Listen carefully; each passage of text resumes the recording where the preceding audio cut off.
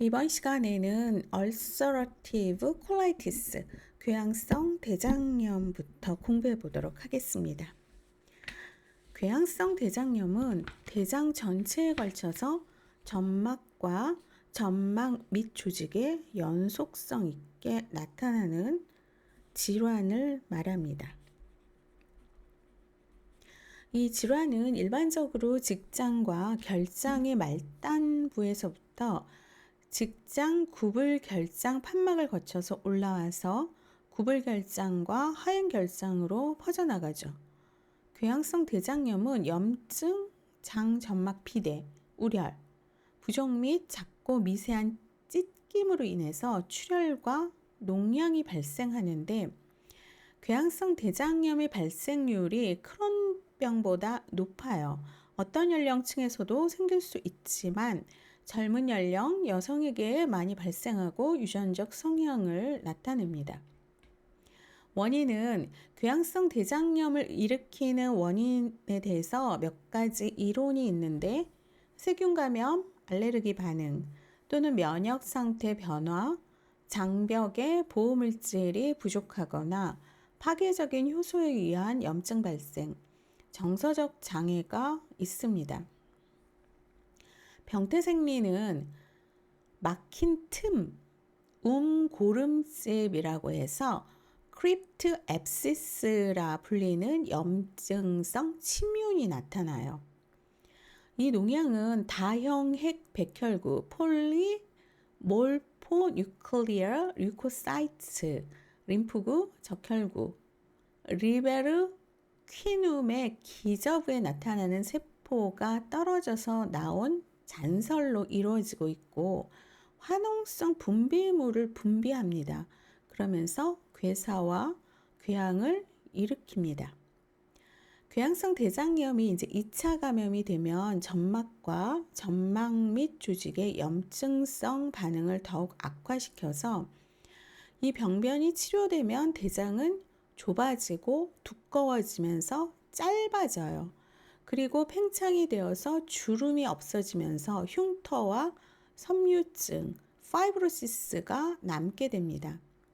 결장암은 일반 사람들보다 궤양성 대장염 환자에게서 더 많이 나타나고 16세 이전에 ulcerative colitis를 앓은 사람과 20년 이상 궤양성 대장염을 앓아온 환자에게서 결장암의 발생률이 크게 증가합니다. 궤양성 대장염의 합병증은 그 병변의 부위와 심한 정도에 따라서 다른데 강직성 척추염과 손가락 곤봉증이 나타날 수도 있어요. 빈혈과 영양결핍이 피부 건조를 일으킬 수도 있고 홍반이나 농포, 농양, 신경, 피부염 등도 나타납니다. 그리고 독성 거대 결장이 이완된 결장 분절이 극도로 확장되는 것으로 이 독성 거대 결장은 이제 완전 폐색을 초래할 수도 있습니다. 독성 거대 결장이 급성 악화기 동안에 나타나고 저칼륨 혈증이나 바륨 관장, 부교감 신경 차단제, 마약성 진통제, 콜티코스테로이드제나 항생제를 사용한 뒤에도 발생을 하는데 증상을 보면 일단 파랄라이틱 일레우스, 마비성 장폐색증이 나타나고 디하이드레이션, 탈수, 발열, 타키카디아, 빈맥, 레타지, 기면 상태, 백혈구가 증가되겠죠. 혈청과 단백질의 알부민의 감소, 쇠약, 불안 등이 나타납니다. 천공과 복막염 등도 흔하진 않지만 독성 거대 결장의 이제 합병증으로 발생을 할 수 있습니다. 자, 정상적인 대장과 대장염의 이제 그 병리 상태를 비교하면은 고블렛셀이 있는데 정상적인 대장에 궤양성 대장염은 점막층이 손상이 되면서 술잔세포 고블렛셀이 없어지고 이러한 비틀리면서 이 안에 이제 농양이 있는 상태죠. 증상과 징후를 보면 궤양성 대장염의 특징적인 증상이 직장 출혈이에요. 대개 하루에 20회 또는 그 이상의 설사를 합니다.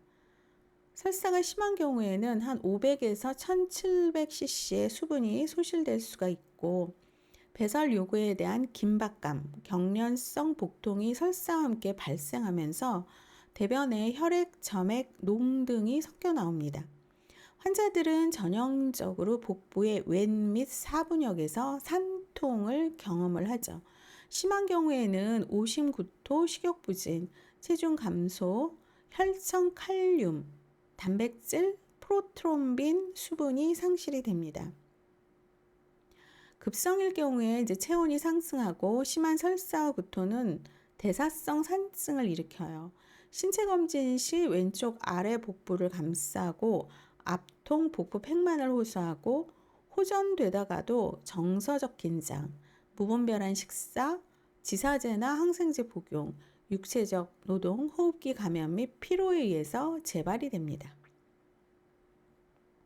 일단 염증성 장 질환의 관리는 질병의 진단, 범위와 심각성을 명확히 파악하는 것부터 시작을 하는데, 치료 목표는 증상 조절이고 크론병과 궤양성 대장염의 치료는 비슷합니다. 그래서 염증성 장 질환의 치료 방법은 염증을 감소시키고 장의 휴식을 증진시키며 장 운동의 회복을 위한 약물과 식이요법 및 수술이 있습니다. 자, 그러면은 진단을 보면 크론병 같은 경우에는 바륨 관장으로 장 분절이 수축되어 있는지 궤양, 열상 및 누공을 볼 수가 있고, CT상 영상을 확인하면 장벽이 두꺼워지고 누공, 피스툴라가 형성된 것이 관찰이 됩니다.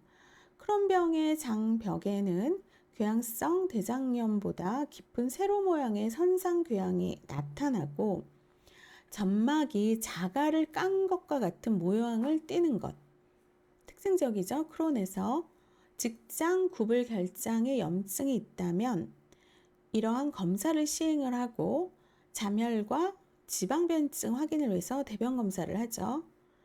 혈액 검사 결과에서도 ESR, 적혈구 침강 속도 수치가 증가하고 알부민과 단백질 수치가 감소가 됩니다.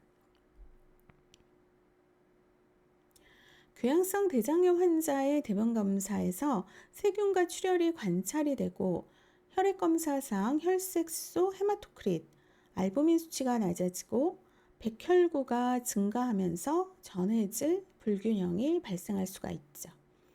그래서 치료에서 투약을 보면, 투약이 첫 번째가 지사제, 스테로이드제, 그 외에 면역 억제제, 부교감 신경 차단제, 항균제로 투약을 하고 있습니다. 그러면은 지사제에서 가장 많이 사용하는 설사약이 로페라마이드예요.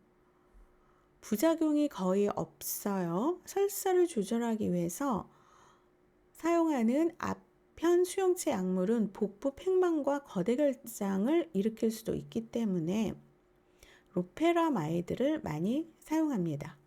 메틸셀룰로즈나 차전자 같은 부피 형상 완화제는 대변의 경도와 직장 조절력을 증진시킬 수가 있고, 멜라돈나 유도체, 프로판텔린 브로마이드, 글리코피롤레이트, 염산 디사이클로민과 같은 항콜린제, 이거는 식후 통증이나 설사를 감소시킵니다. 그 다음이 스테로이드제예요. 크론병은 궤양성 대장염보다 염증이 장병의 깊은 층까지 침범하고, 그리고 만성적이기 때문에 약물을 이용한 항염 치료가 오랜 동안 필요합니다. 만약에 다른 서포티브 세라피, 어떤 지지적 치료법의 반응을 보이지 않는다면 스테로이드 제제나 콜티코스테로이드를 함께 사용을 합니다.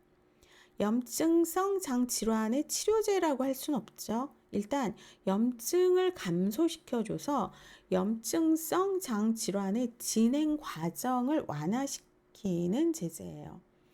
그리고 스테로이드 치료를 하게 되면 위궤양이 생길 수가 있으니까 제산제나 히스타민 수용체 기량제를 같이 투여하고, 스테로이드 제제는 부신 기능과 질병에 대한 저항력을 손상을 시킵니다.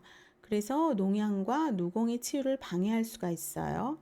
또 감염 증상을 은폐시킬 수 있기 때문에 탈수나 천공 가능성이 있는 환자, 또는 수분과 전해질에 심한 불균형이 있는 환자에게는 사용하지 않습니다.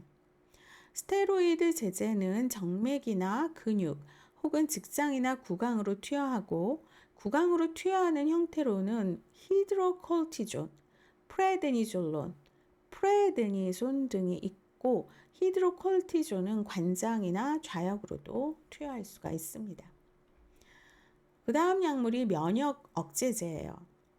6-멜캅토퓨린.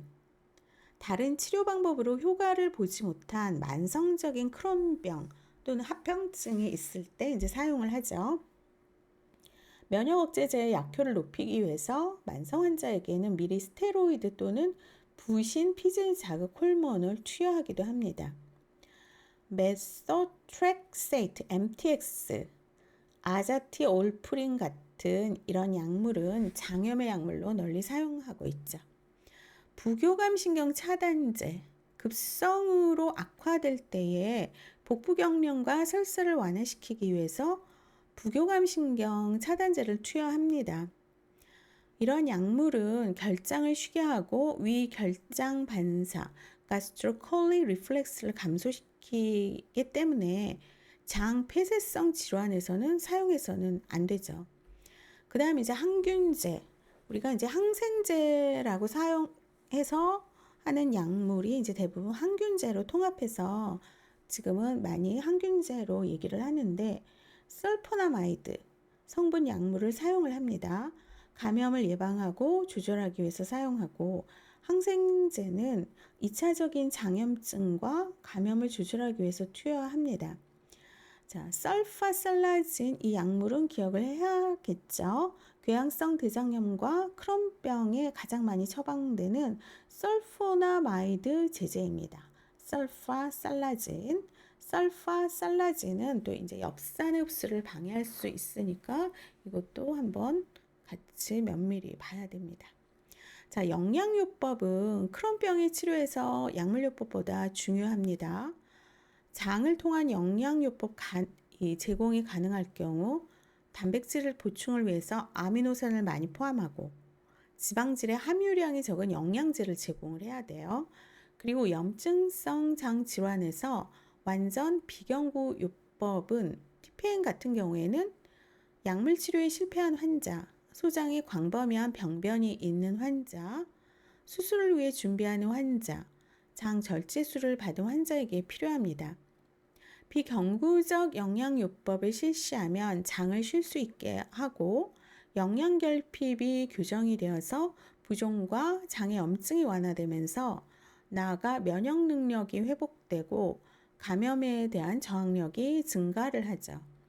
완전 비경구 영양법은 분비 자극을 제거하고 대변량을 줄임으로써 장을 쉴 수 있게 합니다. 구강으로 섭취하는 음식물과 수분은 화학적, 물리적으로 자극이 없어야 돼요. 그 대신 칼로리, 단백질, 무기질 등이 풍부해야 합니다. 영양적으로 저섬유소성, 저지방식이의 균형 잡힌 식사를 제공하고 빈혈과 비타민 B12 결핍증도 교정을 합니다. 설파살라진 투여로 생길 수 있는 엽산 결핍은 식간에 설파살라진을 투여하거나 엽산 또는 엽산이 풍부한 음식 섭취를 증가함으로써 예방을 할 수가 있죠. 그리고 고단백, 고칼로리 식이는 정상적인 영양 회복을 위해서 필요할 수도 있지만 소화 능력을 고려해야 합니다. 흔히 식욕부진과 오심, 구토가 나타나고 구강 섭취가 설사를 유발할 수 있어요. 코코아, 초콜릿, 레몬주스, 찬음료, 탄산음료, 폭류나 씨앗류, 팝콘과 술 등은 피해야 합니다. 그 다음 수술. 수술은 영양요법이나 약물요법에 의한 치료에 실패한 아주 심한 궤양성 대장염 치료를 위해서 시행을 하고, 크론병 같은 경우에는 보통 합병증 치료를 위해서 필요합니다. 전체 직장 결장 절제, 토탈 프록토콜렉토미, 결장 직장 항문을 완전히 제거하고 회장의 말단 부위를 복벽을 통해 밖으로 나오게 해서 영구적으로 회장루를 형성하는 수술이에요. 회장 직장 연결술, 결장을 직장의 절단단만 남겨놓고 절제하면서 회장의 말단 부위를 이 절단단에 연결을 합니다. 환자는 수술 후 설사를 하지만 시간이 지남에 따라서 대변이 점점 고형화될 수가 있어요. 그 다음 회장 주머니 항문 연결술, Ileal Pouch Anal Anastomosis, 회장 주머니하고 항문을 연결하는 거예요. 어네스토모시스가 연결하는 거죠. 그래서 궤양성 대장염 환자에게 바람직한 수술인데, 직장과 항문이 정상일 때 가능한 방법으로 직장 괄약근을 보존할 수 있기 때문에 영구적인 장루 설치술이 필요가 없어요. 그리고 수직 주머니 착용으로 인한 신체상의 급격한 변화를 피할 수가 있죠. 근데 합병증으로 연결 부위에서 유출, 주머니의 염증, 장폐색 등이 나타날 수가 있습니다. 그리고 이제 소장 절제를 하는데, 크론병은 병변 부위를 제거해도 재발률이 50%에 달하기 때문에 수술은 오직 합병증 치료를 위해서 시행을 하는 거예요. 수술하는 경우 남은 부분이 정상일 경우에 소장의 3분의 1을 절제해도 부정적인 영향은 나타나지 않지만, 회장의 말단 부위가 잘려나가면 환자는 바이타민 B12를 흡수할 수가 없어요. 그러면서 포도당, 지방, 단백질 흡수가 어려워집니다. 결장이 감염되면 회장 가로 결장 절제, 부분 결장 절제, 시그멘탈 콜렉토미 혹은 토탈 콜렉토미, 전체 결장 절제를 시행하죠. 광범위한 소장 절제 후에 한 1에서 3주 동안 환자는 구강 섭취가 불가능하고 체내에 단백질이 많이 소실되면서 체중이 감소합니다. 그래서 구강 섭취가 가능할 때까지 완전 비경구 영양법을 실시를 하고, 설사는 대개 수술 후 한 첫 6주 동안에 해서 계속해서 발생을 할 수가 있습니다. 합병증으로 빈혈, 철분 결핍증, 지방변 또는 단백질 흡수 감소로 인해서 빈혈이 발생할 수가 있고, 마비성 장폐색이 나타날 수가 있습니다. 이번 강의는 여기서 마치도록 하겠습니다.